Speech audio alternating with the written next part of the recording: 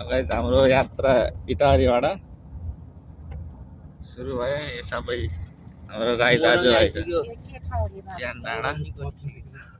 हामी चाहिँ इटारीबाट मोरङतिर पुगिसकेको अवस्था। यतै हाम्रो राई दाजुभाइहरूको गाउँ छन्, यता बस्तीहरू धेरै छ, 400-500 बस्ती जङ्गलभित्र।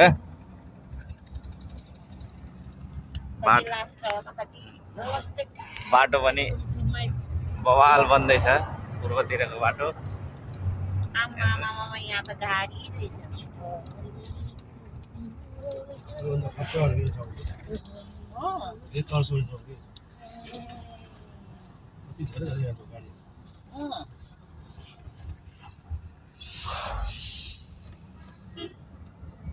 गाउँ गाउँमा बस्ती बस्तीमा हामी आउँदैछौँ है गाउँ गाउँमा।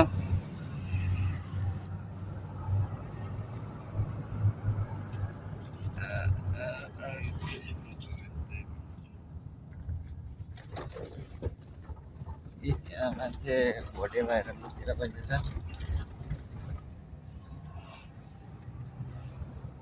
ओ भोटिनी बजे